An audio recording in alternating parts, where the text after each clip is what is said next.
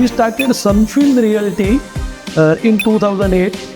Sunfin Realty, we boast that it is Baroda's largest real estate advisory and transactions company. એવી પ્રોપર્ટીમાં investment કરવું કે જે capital appreciation પણ આપે અને રેન્ટલ રિટર્ન પણ આપે. તો તમારા હિસાબે અત્યારે રિયલ એસ્ટેટનું એવું કયું સેગમેન્ટ છે કે જેને આગળ જતાં દરેક વ્યક્તિને એમાં ઇન્વેસ્ટમેન્ટ કરીને ઘણા બધા ફાયદા થાય? રિયલ એસ્ટેટ પ્રોપર્ટીમાં ઇન્વેસ્ટમેન્ટ કરવું is safe as well as smart investment. કેમ છો અભિજીતભાઈ? મજામાં? કેમ છો નરેશભાઈ? બસ જો હાલ આફ્ટર એ લોંગ ટાઈમ તમે આવ્યા છો આજે અમારે ત્યાં. Thank you Abhijitbhai. હું તો તમને આમ ઘણા બધા વર્ષોથી ઓળખું છું. તમારી રિયલ એસ્ટેટની જર્ની વિશે બી મને કંઈ સાંભળવામાં જ ઇન્ટરેસ્ટ છે. અભિજીતભાઈ, તમારી સાથે મારા સંબંધ આજે એવા છે, you are like my younger brother. તમે એઝ એ તમારી જર્ની એક તમે MBA કરીને તમે બેંકની જોબ કરી અને ક્યાં આજે રિયલ એસ્ટેટ તો છોડો, રિયલ એસ્ટેટમાં બી આજે તમે ઇન્વેસ્ટમેન્ટ કરતાં બી બિલ્ડરનું પાસું બનો. મારા બધી જાણવામાં બહુ ઇન્ટરેસ્ટ છે કે અભિજીતભાઈ તમે તમારી આખી જર્નીની શરૂઆત કરી અને આજે આ મુકામ હાસિલ કર્યું તમે, કે એ બરોડા માટે બી એક પ્રાઉડ ફીલ ગણાય અને એ આજે માર્કેટમાં બી એક કાલ ઉઠીને લોકોને એવું ફીલ થવું જોઈએ કે ના, એક રિયલ એસ્ટેટ કન્સલ્ટન્ટ બનીને બી માણસ ક્યાં પહોંચી શકે. થોડીક આપણા વિશે આજે આપણને માહિતી આપશો તો આપણે એક સેગમેન્ટને લઈને આગળ ચાલતા થઈશું. Thank you Nareshbhai, thank you for સચ કાઇન્ડ વર્ડ્સ. મેં MBA કર્યું ફાઇનાન્સ 1999માં MS યુનિવર્સિટી વડોદરાથી, અને પછી 2 વર્ષ ઇન્ડિયન એક્સપ્રેસમાં નોકરી કરીને 7 વર્ષ ICICI બેંકમાં નોકરી કરી, 1 વર્ષ L&Tમાં નોકરી કરી. 10 વર્ષ નોકરી કર્યા પછી મને લાગ્યું કે મારે પોતાનો બિઝનેસ કરવો છે. ICICI બેંકમાં હું મોર્ગેજ બેન્કર હતો, હોમ લોન. વાત છે.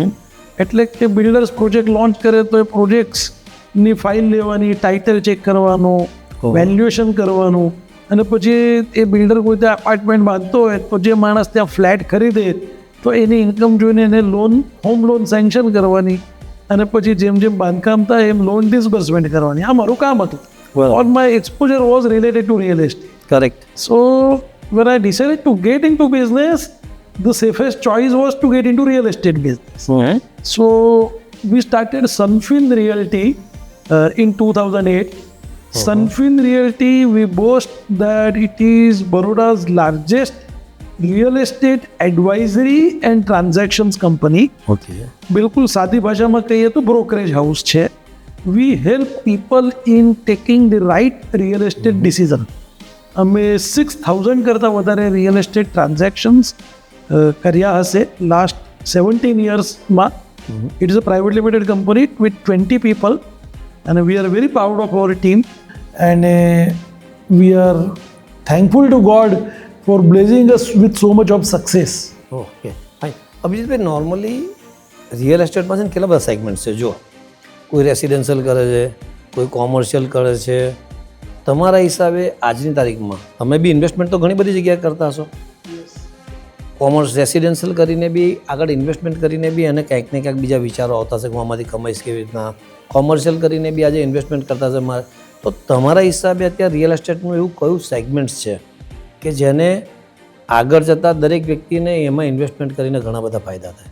ફર્સ્ટ, રિયલ એસ્ટેટ એક એવી વસ્તુ છે ને, એક એવી પ્રોડક્ટ છે ને કે જો લોકો એન્ડ યુઝ માટે પણ ખરીદે છે અને ઇન્વેસ્ટમેન્ટ માટે પણ ખરીદે છે. તમારો પ્રશ્ન ઇન્વેસ્ટમેન્ટને લગતો છે, તો હું એનો જવાબ આપું છું. Now when you invest in two real estate as an asset class, so it offers two kind of returns. Correct. One is capital gain appreciation. કે મેં આજે એક ફ્લેટ 50 લાખમાં લીધો, 10 વર્ષ પછી એ 1 કરોડનો થઈ ગયો. એક્ઝામ્પલ આપું છું. Capital appreciation. અને એને છોડીને બીજું ઇન્ટરેસ્ટિંગ રિટર્ન જે રિયલ એસ્ટેટ આપે છે, દેટ ઇઝ રેન્ટલ રિટર્ન. કે તમે ફ્લેટ લીધો જ્યાં તમે રહેવાના નથી પોતે, તો તમે રેન્ટ ઉપર આપો, તમને રેન્ટ મળે છે. તમે શોપમાં ઇન્વેસ્ટ કર્યું તો એ શોપ તમે રેન્ટ પર આપી તો તમને રેન્ટલ રિટર્ન આપે છે. સો આ 2 પ્રકારના રિટર્ન્સ તમને રિયલ એસ્ટેટ આપે છે. હવે જો જ્યારે લોકો ઇન્વેસ્ટમેન્ટ કરે છે ત્યારે સપોઝ એ લેન્ડમાં કરતા હોય તો એવો વિચાર કરીને કરે છે કે ફક્ત કેપિટલ એપ્રિસિએશન, કે આજે જે આ શહેર છે ત્યાંથી હું 10 કિલોમીટર 5 કિલોમીટર દૂર લેન્ડ લઉં છું અને 5 વર્ષ પછી 10 વર્ષ પછી ત્યાં ડેવલપમેન્ટ આવશે તો મારી જમીનની કિંમત વધશે. બરાબર છે. તો કેપિટલ એપ્રિસિએશન મળશે. અને જે લોકોને રેગ્યુલર રેન્ટલ રિટર્ન જોઈએ છે, રેગ્યુલર રિટર્ન જોઈએ છે દર મહિને, એ લોકો રેન્ટલ પ્રોપર્ટીઝમાં ઇન્વેસ્ટમેન્ટ કરતા હોય છે. સો એવી પ્રોપર્ટીમાં ઇન્વેસ્ટમેન્ટ કરવું કે જે કેપિટલ એપ્રિસિએશન પણ આપે અને રેન્ટલ રિટર્ન પણ આપે, એ મારા હિસાબે it is the best match. It is the best way to invest in two real estate. It's like pre lease property, જેને પ્રી લીઝ પ્રોપર્ટી એટલે ઇટ ઇઝ લીઝ પ્રોપર્ટી. પહેલેથી લીઝ કરેલી હોય તો whenever you are buying, તમારે પછી એ insecurity નથી કે હું મારે ટેનન્ટ શોધવાનો છે. ઓલરેડી ટેનન્ટ મળી ગયો છે, ભાડે ચડી ગઈ છે પ્રોપર્ટી, એટલે તમે પ્રોપર્ટી ખરીદો છો, તરત રેન્ટ શરૂ થઈ જાય છે. બરાબર. અત્યારે માર્કેટની પરિસ્થિતિ બધા લોકો જાણે છે. તમે જુઓ કે છેલ્લા 1 મહિનાની અંદર શેર માર્કેટ ક્રેશ થઈ ગયું. ગોલ્ડ 85 પહોંચીને ફરી 35 આવી ગયું. સિલ્વરમાં અફરાતફરી મચી ગઈ. તો એવું કયું વર્ટિકલ છે કે જેની અંદર સેફટી પ્રિકોશન્સ, ગોલ્ડને તો સાચવવી પડે ને અભિજીતભાઈ, અને એવું કયું વર્ટિકલ છે કે તમે આરામથી ગોદલા નીચે ફાઇલ મૂકીને સૂઈ જાઓ, કે તમે આરામથી તમને પીસફુલ રહેવું જોઈએ કે ના આજે આમાં મેં ઇન્વેસ્ટમેન્ટ કર્યું છે, I am very safe. Okay, so basic વસ્તુ ક્લિયર કરું છું. દુનિયામાં એવું કોઈ જ ઇન્વેસ્ટમેન્ટ નથી જે 100% સેફ.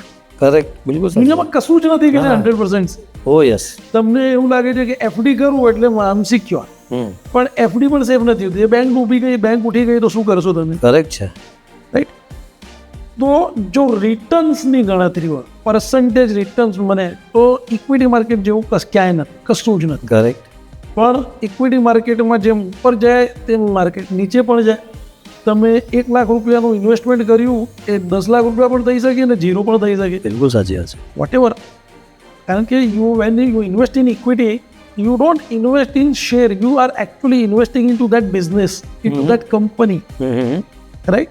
Okay. અને તમે સેફટીની વાત, તમે મને પૂછશો ને તો real estate is a much safer investment asset class as compared to metals or equity.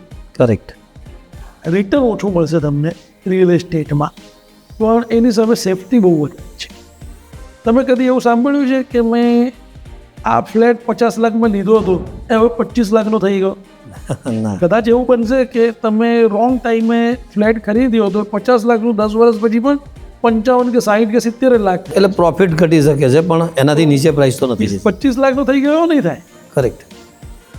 અભિજીતભાઈ, normally લોકોના માઇન્ડમાં એક એવો ઇમ્પેક્ટ છે કે પ્રીલીઝ પ્રોપર્ટીમાં ઇન્વેસ્ટમેન્ટ કરવું ને એટલે એક બહુ મોટી સર્ટન એમાઉન્ટ હોવી જરૂરી છે.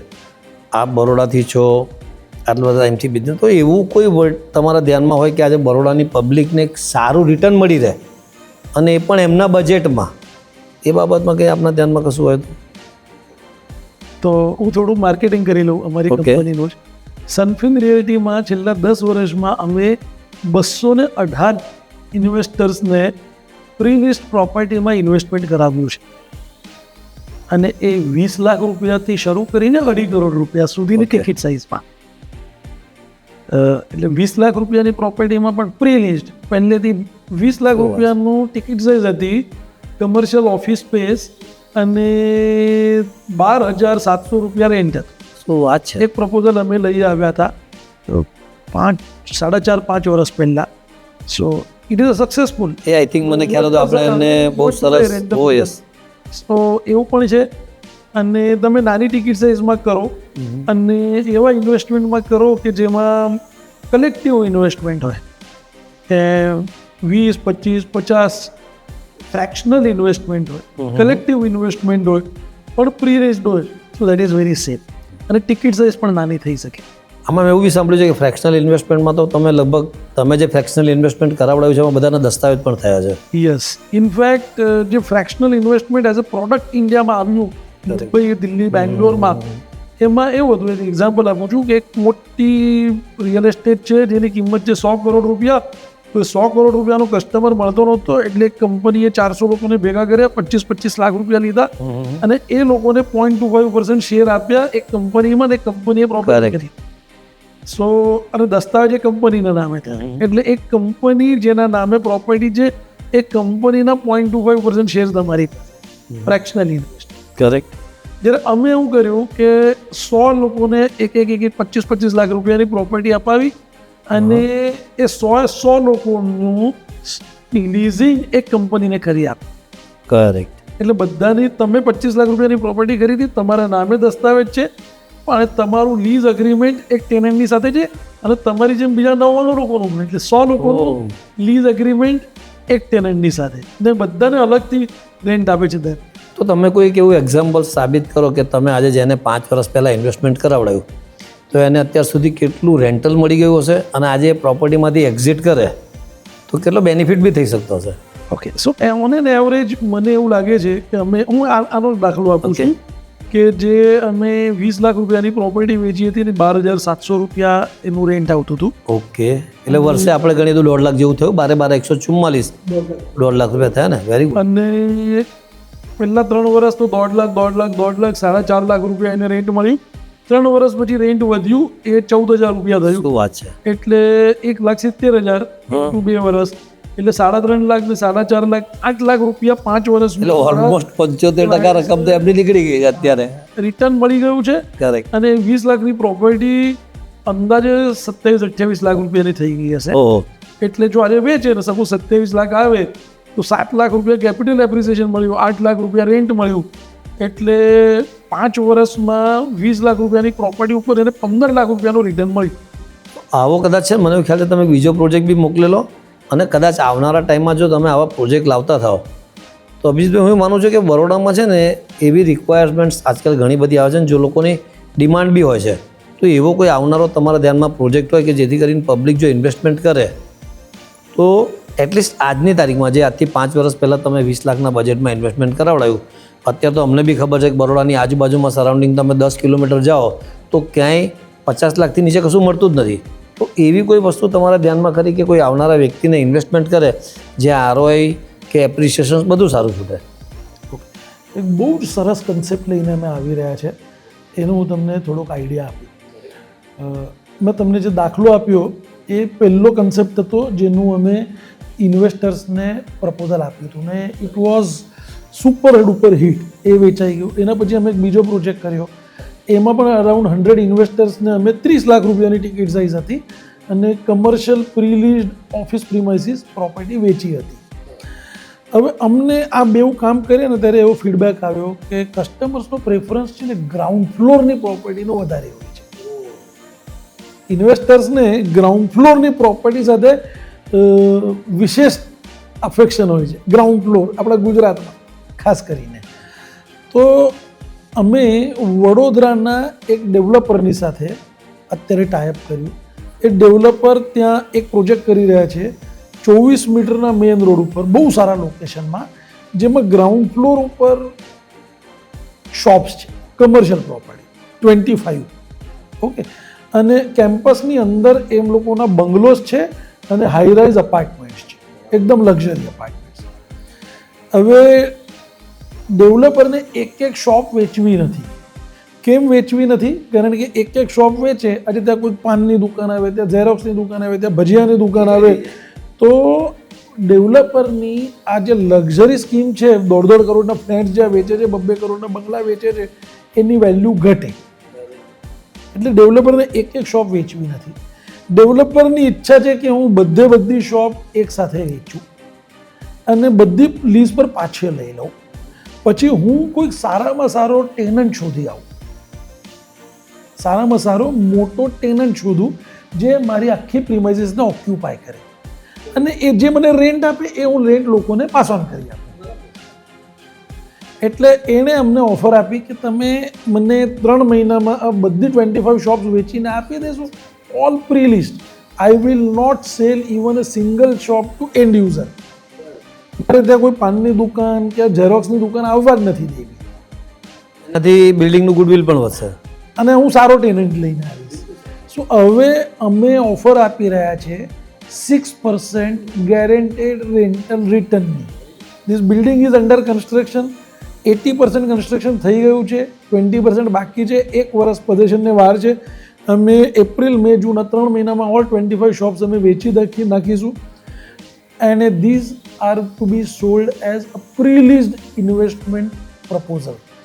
કે જે લે છે એને પહેલે દિવસથી ગેરંટી છે કે 1 વર્ષમાં પૈસા આપવાના છે, સેલડીડ થાય, પોઝેશન મળે, એટલે એનું રેન્ટ શરૂ 9 વર્ષનું લીઝ એગ્રીમેન્ટ અને એને ડાયરેક્ટ લીઝ મળશે.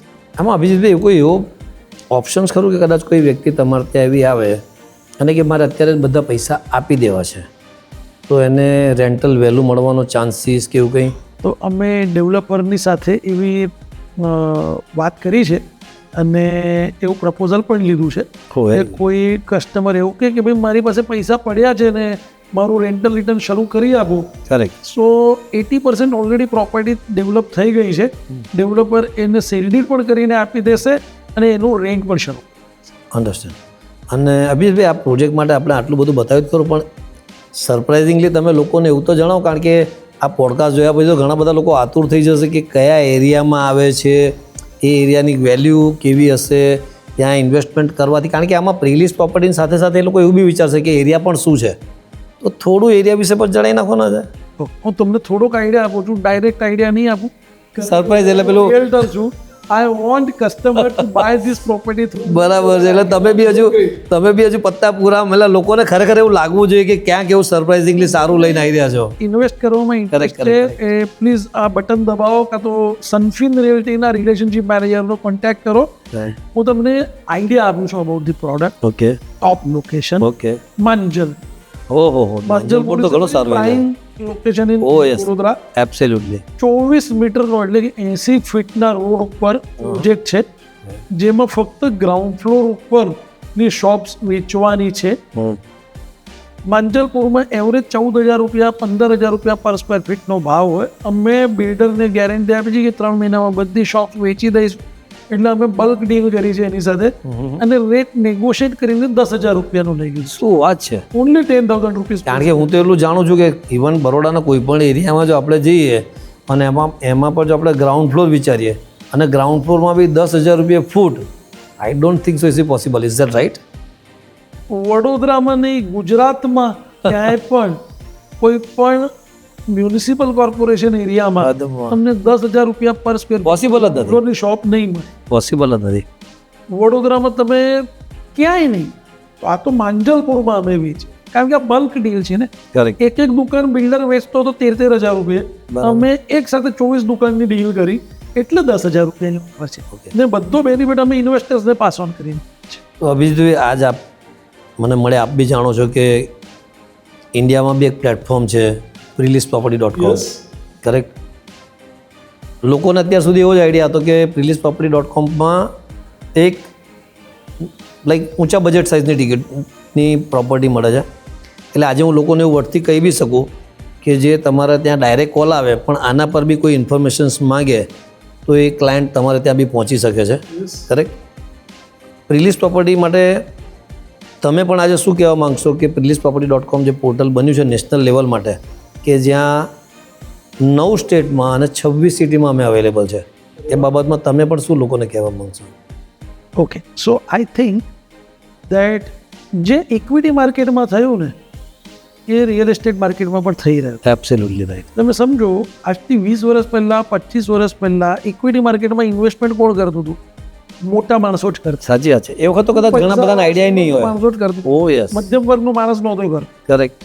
મ્યુચ્યુઅલ ફંડ આવ્યા, SIP આવી, તો નાના માણસો પણ સારા મ્યુચ્યુઅલ ફંડમાં સારી કંપનીના શેરની ઓનરશિપ લેતા થઈ ગયા. કરેક્ટ. સેમ રીતે હવે આ ઘણા બધા લોકોએ ઇનિશિયેટિવ લીધું ત્યારે આ જઈને આખું એસેટ ક્લાસનું બજાર ચેન્જ થયું. સેમ વસ્તુ રિયલ એસ્ટેટમાં થઈ રહી છે અને એમાં prelisproperty.com જેવા પોર્ટલ્સ પોતાના ઇનિશિયેટિવ લઈ રહ્યા છે. સાચી વાત. પ્રીલીઝ પ્રોપર્ટીઝ પણ તમે કીધું એવું છે કે ઇમ્પ્રેશન એવી છે આઈડિયા કે પ્રીલીઝમાં કોણ ઇન્વેસ્ટમેન્ટ કરી શકે, તો કે 5 કરોડ 10 કરોડ 2 કરોડ પ્રોપર્ટીઝ, પણ ધીરે ધીરે 20 લાખ 30 લાખનું ઇન્વેસ્ટમેન્ટ કરવાવાળા પણ પ્રીલીઝ પ્રોપર્ટીમાં ઇન્વેસ્ટમેન્ટ કરી શકશે. કરી શકતા હોય. બિલકુલ સાચું. તો આપણે એવું વિચારી લઈએ કે નોર્મલી લોકોનો જે ઇન્વેસ્ટમેન્ટનો સેગમેન્ટ્સ હોય છે કે કોઈ શેર માર્કેટમાં કરતું હોય છે, કોઈ મ્યુચ્યુઅલ ફંડમાં બી કરતું હોય છે, કોઈ ગોલ્ડમાં કરે, કોઈ સિલ્વરમાં કરે, કોઈ રેસિડેન્શિયલમાં કરે, કોઈ કોમર્શિયલમાં કરે. છેલ્લે એકંદરે એક એવું કહેવાય ને કે આજે આપણે ઇન્વેસ્ટમેન્ટ કર્યું તો કાલથી તમને રેન્ટલ મળવાનું ચાલુ થઈ જશે. Every 1 year to every 3 years તમને 5% to 15% ઇન્ક્રીમેન્ટ મળવાનું બી ચાલુ થઈ જશે અને પ્લસ પ્રોપર્ટી વેચાશે તો એવરેજ આપણે એવું ગણતા હોઈએ છીએ કે નોર્મલી વર્ષે 6-7% એક પ્રોપર્ટીમાં એપ્રિસિએશન બી થતું હોય છે, કરેક્ટ? તો એવું આપણે કહીને ચાલીએ લોકોને કે ભાઈ પ્રીલીઝ પ્રોપર્ટીમાં ઇન્વેસ્ટમેન્ટ કરવું એ સૌથી સેફેસ્ટ અને સારું ઇન્વેસ્ટમેન્ટ છે. એમ રાઈટ? Absolutely right. પ્રોપર્ટીમાં ઇન્વેસ્ટમેન્ટ કરવું એ કાયમ સેફ ઇન્વેસ્ટમેન્ટ છે. પ્રીલીઝ પ્રોપર્ટીમાં ઇન્વેસ્ટમેન્ટ કરવું is safe as well as smart investment. Very good, બરાબર છે. તો અભિજીતભાઈ આજે આપ મળ્યા, આપનો ખૂબ ખૂબ આભાર અને આવા જ નવા વર્ટિકલ સાથે આપણે અવારનવાર બી મળતા રહીશું અને પ્રીલીઝના સેગમેન્ટ્સ લાવતા રહીશું. Thank you very much. Thank you so much. My pleasure.